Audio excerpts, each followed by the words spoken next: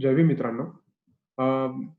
काल आपण what Congress and Gandhi have done to the untouchables त्याचा सबचॅप्टर 8 आणि सबचॅप्टर 8 ऑफ चॅप्टर 3 आणि सबचॅप्टर 9 असं आपण काल वाचन केलेलं आहे.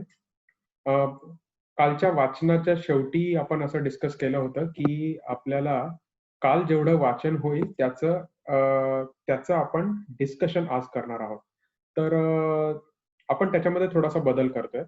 तो असा, की 2 ते 3 दिवस कंटिन्युअस वाचन झाल्याच्या नंतर अ, एक आपण वीकेंडचा किंवा मधला असा थोडाफार वेळ देणार आहोत. जे वाचन आधी झालेलं आहे, त्या वाचनावरती पुन्हा विचार करण्याचा, नोट्स काढण्याचा आणि जर काही क्वेशन्स असतील, तर ते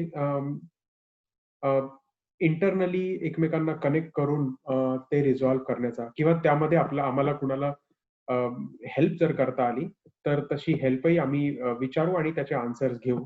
आणि मग झालेल्या वाचनावरती 1 दिवस आम्ही चर्चा करू, की एक्झॅक्टली त्यातून काय समजायचं, त्याचं जिस्ट काय आहे आणि त्यावेळेत परिस्थिती कशी होती, अ, ह्या सगळ्या गोष्टींबद्दल आम्ही 1 दिवस ती चर्चा करू. पण आता सध्यापुरतं आपण 2 ते 3 दिवस म्हणजे आजचा दिवस आणि उद्याचा दिवस अ, दोन्ही दिवस आपण वाचन कंटिन्यू करणार आहोत आणि स्लो पेसने जाऊयात कारण आपल्याला वाचन हे म्हणजे पूर्ण आता ते 21 व्हॉल्यूम्स आहेत आणि आपल्याला वाचून काढायचं सगळं अशा तऱ्हेने ते जायचंच नाहीये. ज्या गोष्टी लिहिलेल्या आहेत त्या गोष्टी समजतायत का? किंवा नाही समजत असतील तर त्यासाठी आपण प्रयत्न करतोय का? आणि नसतील समजत तर प्रश्न काय आहेत? आणि ते प्रश्नांची आम्हाला उत्तरं मिळतायत का? नाही मिळत तर आम्ही कुणाला अप्रोच करून त्यांना विचारू शकतो का? आणि त्यांच्याकडून ती उत्तरं मिळवू शकतो का? हा आमचा प्रयत्न असणार आहे. तर ओव्हरऑल हे असं शेड्यूल आहे. तर आज आपण सबचॅप्टर 10 स्टार्ट करत आहोत.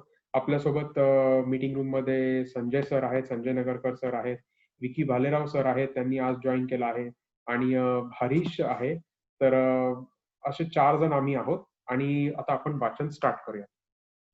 तर मी पी-डी-एफ स्क्रीनवरती शेअर करतो.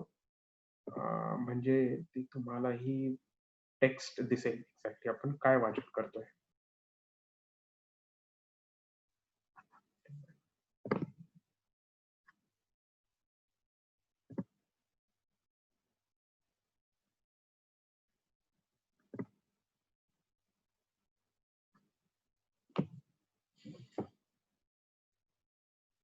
ओके.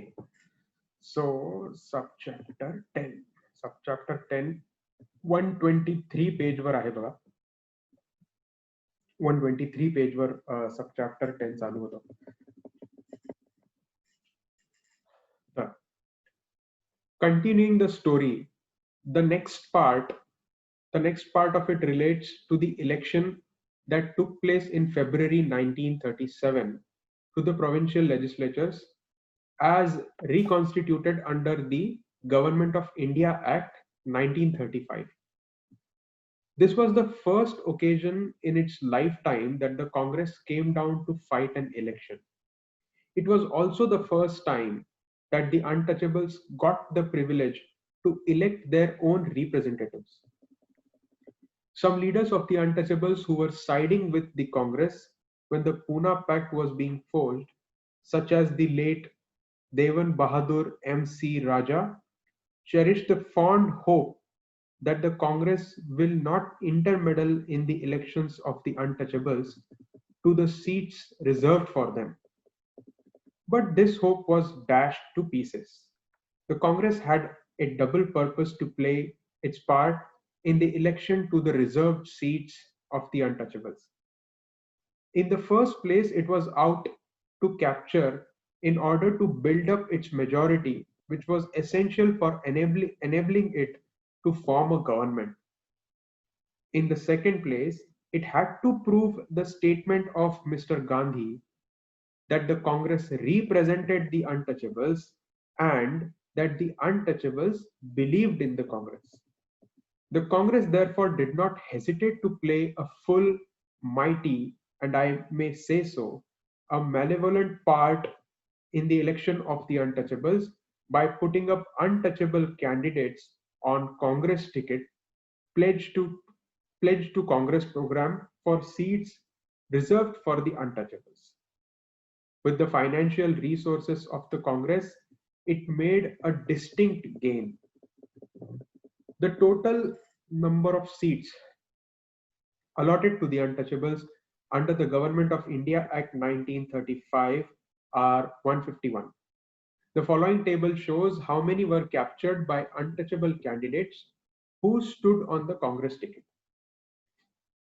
तर टेबल 5 मध्ये 151 सीट्सचं ते डिस्ट्रीब्युशन दिलेलं आहे. बघूयात. Province, United province, total seats reserved for the untouchables 20. Total seats captured by the Congress 16. Madras province मध्ये total seats reserved for the untouchables are 30. Total seats captured by the Congress are 26. That way, Bengal 30 and 6, Central provinces 20 and 7, Bombay 15 and 4, 15 as in reserved for untouchables 15, captured 4, Bihar reserved 15, captured 11, Punjab reserved 8, captured nil, Assam 7, 4, Orissa 6 and 4. So total is 151 reserved for untouchables, captured by the Congress 78. This number of 148 seats was raised to 151 in making adjustments of seats for Bihar and Orissa. This shows that the Congress got just about 51% seats, 51% of the seats reserved for the untouchables. The Congress, in capturing 78 seats, left only 73 seats to be filled by true and independent representatives of the untouchables. The untouchables were worse off under the Pune Pact than they would have been under the Prime Minister's award. In point of effective representation, the untouchables got less than what the Prime Minister had given them. The Congress, on the other hand, gained by the Pune Pact. Although under the Pune Pact it gave 151 to the untouchables, it took back 78 and thereby made a handsome profit on its political transaction. This is by no means the sum total of the losses which the Congress inflicted on the untouchables in the elections of 1937. There was another and a greater blow which the Congress inflicted on the untouchables. It deprived them of any share in the executive. From the very beginning, I had been pressing in the discussions in the roundtable conference that the untouchables must not only have the right to be represented in legislature, they must also have the right to be represented in the cabinet. The woes of the untouchables are not due so much to bad laws as to the hostility of the administration, which is controlled by the Hindus who import into administration their age-old prejudices against the untouchables. The untouchables can never hope to get protection from the police, justice from the judiciary, or the benefit of a statutory law from the administration, so long as the public services continue to be manned by the Hindus. The only hope of making the public services less malevolent and more responsible to the needs of the untouchables is to have members of the untouchables in the higher executive. For these reasons, I had at the roundtable conference pressed the claim of the untouchables for the recognition of their right to representation in the cabinet with the same emphasis as I had done for the recognition of their right to representation in the legislature. The Roundtable Conference accepted the validity of the claim and considered ways and means of giving effect to it. There were two ways of giving effect to this proposal. One was to have a statutory provision in the Government of India Act so as to make it a binding obligation which it would be impossible to evade or to escape. The other way was not to have a statutory provision, but to leave it to a gentleman's agreement, to a convention, as is the case in the English Constitution. I and the representatives of the other minorities, although we did not insist upon the first in deference to the wishes of some leading Indians not to show such distrust in our own countrymen, were not prepared to accept the second alternative as there was no enforceable sanction behind it. A via media was agreed upon. It was to introduce a clause in the instrument of instructions to the governors imposing an obligation upon them to see that in the formation of the cabinet representatives of the minorities were included. The clause ran as follows. In making appointments to his council of ministers, our governor shall use his best endeavors to select his ministers in the following manner, that is to say, to appoint in consultation with the person who, in his judgment, is most likely to command a stable majority in the legislature, those persons, including so far as practicable members of important minority communities, who will best be in a position collectively to command the confidence of the legislature. In so acting, he shall bear constantly in mind the need for fostering a sense of joint responsibility among his ministers. What happened to this provision is an interesting story. The Congress declared that they were not prepared to accept the Government of India Act 1985 for various reasons. Why it is 1985? Should be 1935. A printing mistake. What happened to this provision is an interesting story. The Congress declared that they were not prepared to accept the Government of India Act 1935 for various reasons, which it is not necessary to reproduce. It was obvious to all, and even to many congressmen, that there was no sincerity behind this declaration. It had no other motive but to enhance the prestige of the Congress in the eyes of the public by making it appear that the Congress was a radical and revolutionary body which was out to destroy and bury British imperialism, which is a legend the Congress has all along tried to create. It was a mere matter of tactics. The Congress wanted to take the powers which the governors had been given under the Constitution to intervene whenever matters which were his special responsibilities were involved. The Congress did not mind making the declaration rejecting the Constitution because it thought that as it was the only body which could run the new parliamentary system, the British government would be obliged to come to terms with it. The British government threatened to bypass the Congress. It not only appointed 1st April 1937 as the date of the inauguration of the provincial part of the Constitution, but actually went to the length of appointing an interim ministry of non-congressmen. Congressmen who were hungering for power and who constitute a most jealous crowd of politicians were shaken and felt that they were going to be deprived of the fruits of their labors. Negotiations were started between His Majesty's government and the Congress High Command.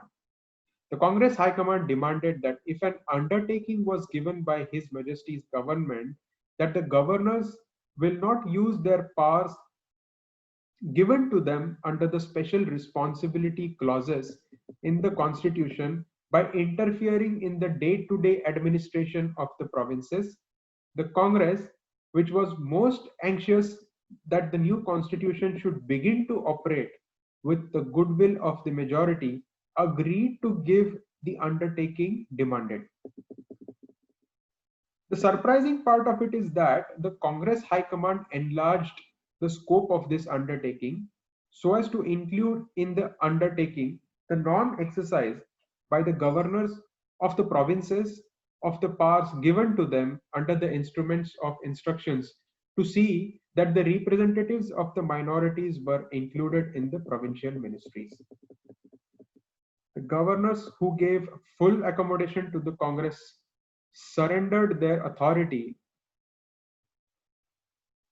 and allowed the Congress to ride roughshod through a very important part of the constitution, with the result that the untouchables and the other minorities were deprived of their right to representation in the cabinet by the Congress with impunity and with alacrity.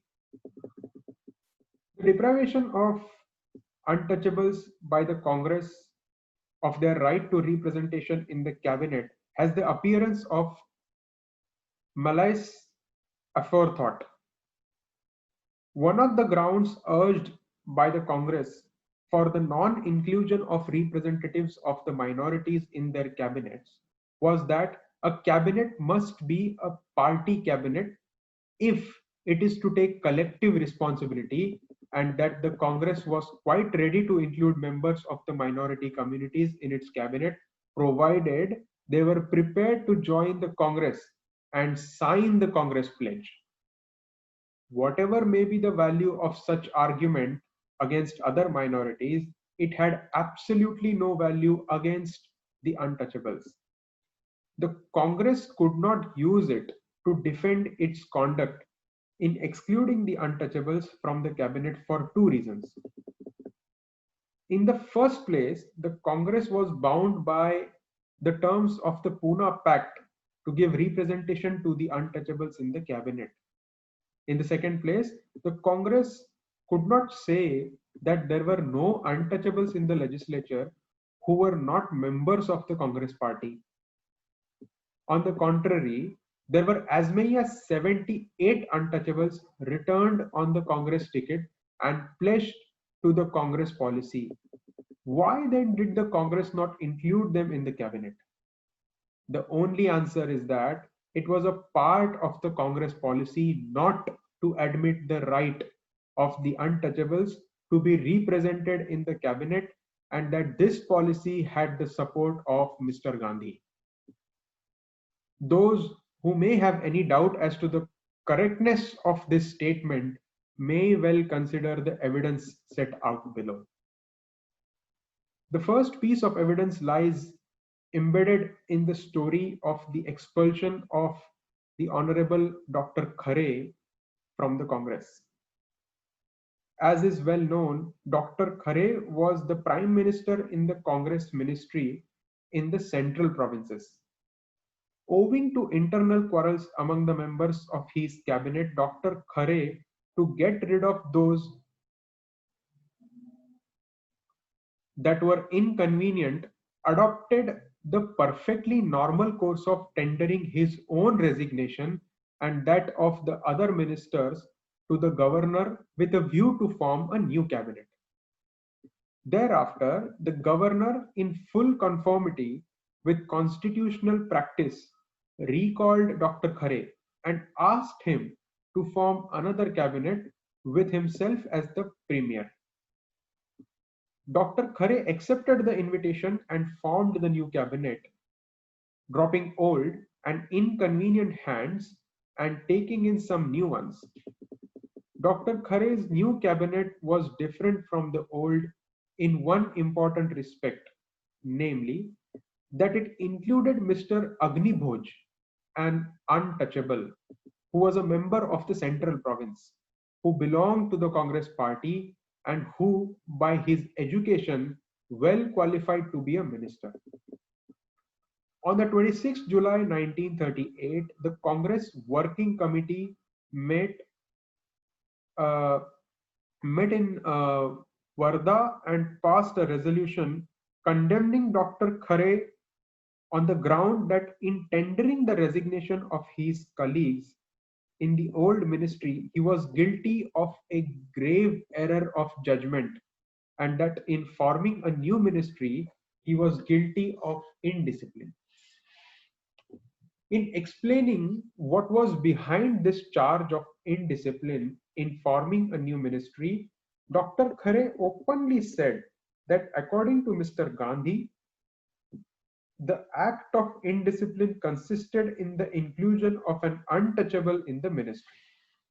Dr. Khare also said that Mr. Gandhi told him that it was wrong on his part to have raised such aspirations and ambitions in the untouchables, and it was such an act of bad judgment that he would never forgive him. This statement was repeatedly made by Dr. Khare from platforms. Mr. Gandhi has never contradicted it. There is, however, more direct evidence on this point. In 1942, there was held All India Conference of the Untouchables. In that conference, resolutions setting out the political demands of the untouchables were passed. An untouchable of the Congress party who attended the conference went to Mr. Gandhi to ascertain what Mr. Gandhi had to say about these demands and put him the following 5 questions. I have 5 questions. Question number 1. What will be the position of the Harijans in the future constitution to be framed? Question number 2. Will you advise the government and the Congress to agree to fix the 5 seats from a Panchayat board upwards to the state council on population basis? Okay. Question number 3. Will you advise the Congress and the leaders of the various majority parties in the legislatures in the provinces to nominate the cabinet members from among the scheduled caste legislators who enjoy the confidence of the majority of scheduled caste members? Question number 4. In view of the backwardness of the Harijans, will you advise the government to make a provision in the Act that executive posts in the local boards and municipal councils be held on communal rotation so as to enable the Harijans to become presidents and chairmen? Question number 5. Why do you not fix some percentage of seats for Harijans from District Congress Committee upwards to the Working Committee of the Congress? Mr. Gandhi gave his answers in the issue of the Harijan dated 2nd August 1942. This is what Mr. Gandhi said. The constitution which I could influence would contain a provision making the observance of untouchability in any shape or form an offense. The so-called untouchables would have seats reserved for them in all elected bodies according to their population within the elected area concerned. Answer number 2. You will see that the answer is covered by the foregoing. Point 3. The questions are, I think, answer 3 आहे हा त्यांचा. Question number 3 चा answer 3 बघूया. Question number 3 वाचूया. This is relevant actually. Question number 3 काय होता? ज्यांनी गांधीजींना question केले त्यांचा क्वेश्चन नंबर 3 काय होता? Will you advise the Congress and the leaders of the various majority parties in the legislatures in the provinces to nominate the cabinet ministers from among the scheduled caste legislators who enjoy the confidence of the majority of scheduled caste members? तर त्याचा answer काय म्हणतात Gandhiji? I cannot. The principle is dangerous. Protection of its neglected classes should not be carried to an extent which will harm them and harm the country. A cabinet minister should be a topmost man commanding universal confidence.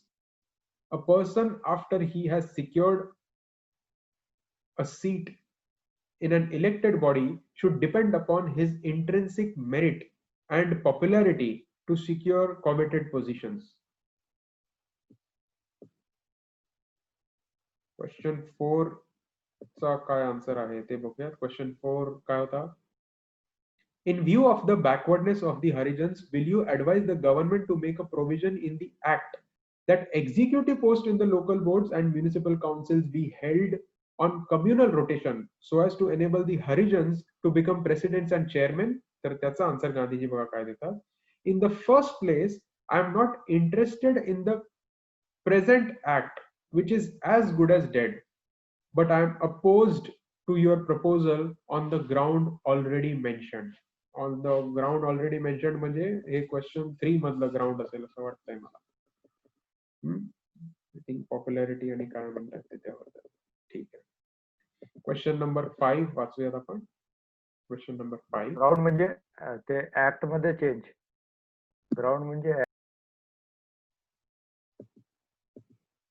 अच्छा, ground already mention. अच्छा, ऍक्टचं म्हणताय का हे? मला असं वाटलं की हे वरचं refer करतात. ऑलरेडी मेन्शन म्हणजे हे इकडचं काय की protection of its neglected classes should not be carried to an extent which will harm them and harm the country.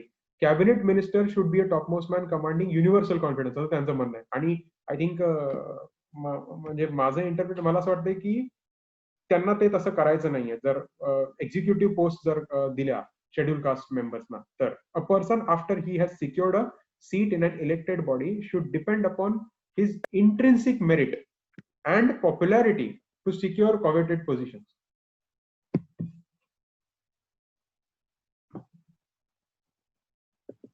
Okay, question 5 काय आहे? Why do you not fix some percentage of seats for Harijans from district Congress committee upwards to the working committee of the Congress? अच्छा, percentage fix करायचा question आहे हा. आणि त्याला answer काय देतात Gandhiji? I am opposed for the reasons mentioned, but I should like to compel large elective Congress organizations to ensure the election of Harijan members in proportion to their numbers of the Congress register. If Harijans are not interested enough in the Congress to become 4 members, they may not expect to find their names in elective bodies, but I would strongly advise Congress workers to see that they approach Harijans and induce them to become members of the Congress. Okay. तर हे गांधीजींचे answers. Okay, खाली काय म्हणतात त्याच्या? Is there any doubt that Mr. Gandhi and the Congress were determined on principle not to recognize the right of the untouchables to be represented in the cabinet? As to the question of qualifications, there would have been some sense if Mr. Gandhi had that limiting condition applicable to all minorities. Dare Mr. Gandhi say that about the Muslim demand? What is the use in shutting it out in the case of the untouchables only? Nobody has claimed that an unqualified untouchable should be made a minister. It only confirms the inner feeling of opposition that lies locked in the heart of Mr. Gandhi. In the series of acts which the Congress perpetrated in order to nullify the Pune Pact, there remain 2 more to mention. First relates to the policy adopted by the Congress Parliamentary Board in selecting candidates for election. Unfortunately, this question has not been studied as deeply as its importance demands. I have examined this question and I hope to publish the results along with the evidence in a separate treatise. Here, all I can do is to set out the general principles which seem to have been adopted by these boards in selecting candidates for election. Communal principle played a very great part in it. In a constituency where there were two candidates to choose from, the Congress did not feel it necessary to choose the one more worthy. It chose the one who belonged to a caste which was more numerous. Considerations of wealth also played their part. A wealthier candidate was often preferred to a poor and a better qualified candidate. A wealthier candidate was often preferred to a poor and a better qualified candidate. Okay. These considerations were unjustifiable, but they could be understood as the object was to adopt a safe candidate who will pull through.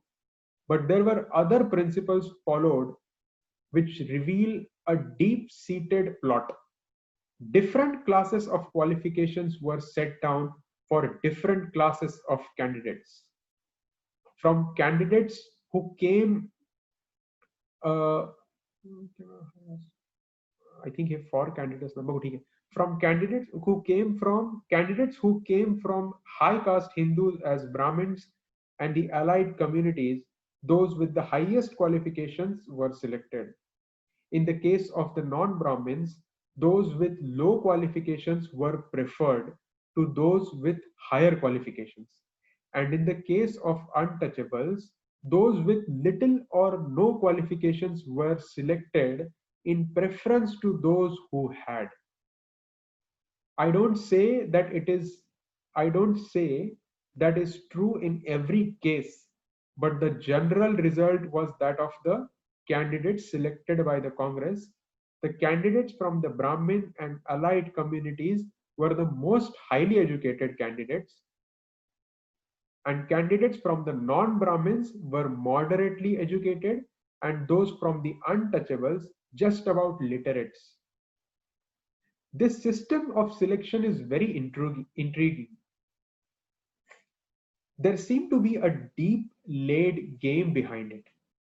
Anyone who studies it carefully will find that it is designed to allow none but the Brahmins and the allied caste to form the main part of the ministry and to secure for them the support of a docile, unintelligent crowd of non-Brahmins and untouchables who by their intellectual attainments could never dream of becoming rivals of the minister folk, but would be content to follow the lead for no other consideration except that of having been raised to the status of members of the legislatures.